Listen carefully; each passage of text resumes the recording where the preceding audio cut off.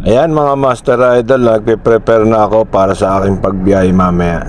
At isusuot ko na nga pala ang aking jersey, na Joyride jersey. At ayan, isusuot ko na yung aking sapatos mga Master Idol. Nagpe-prepare na ako magsapatos din. Isusuot ko lang yan. Mas pinagpag ko yung sapatos ko. Tapos yung kabilang paa naman, nasusuot ako ng medyas, pinagpag ko rin yung paa ko. Ayan, sinusuot ko na yung medyas.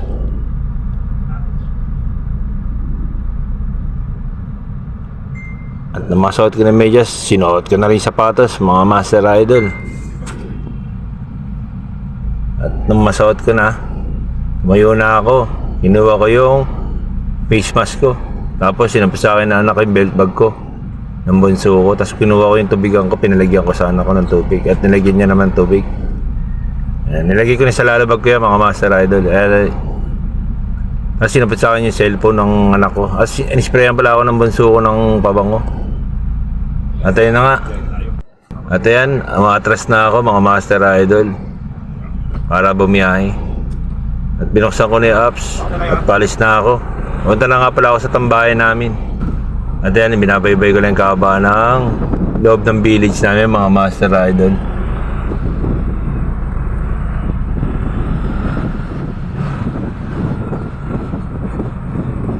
At ayan, medyo malapit na ako sa gate namin mga Master Idol. At ayan na nga, dito na nga ako sa gate. At ayan, kakaliwa na ako dyan sa Concho Road. Kabaybayin ko lang yung kabaan niya mga Master Idol. At ayan, kakanan ako sa Governance Drive. Binabaybay ko lang yung haba ng Governance Drive mga Master Idol. At medyo malapit na ako sa tambayan. At dito na nga ako.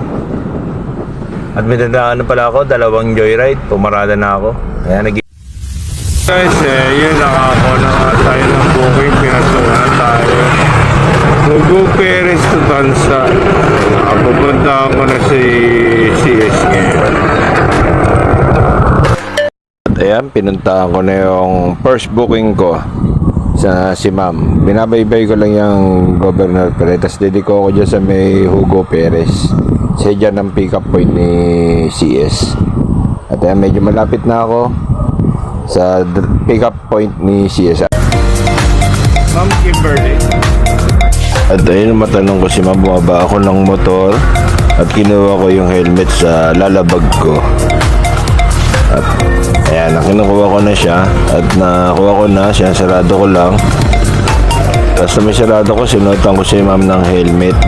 Ayan, tapos sabi ko, ma'am, sakay na po kayo dito sa kabila.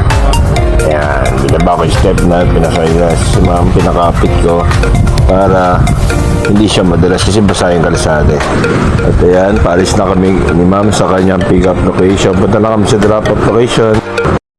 At ayan, paris na kami ni ng CS ko. Ang binabaybay ko lang yan, lumigo ako rito sa Governor's Drive mga Master Idol. At lumigo ako rito sa Tansa 13. Dire-diretso lang yung Tansa 13 mga Master Idol. At ito na nga, dito na kami sa may drop off ni ma'am. At gilid lang ako para hindi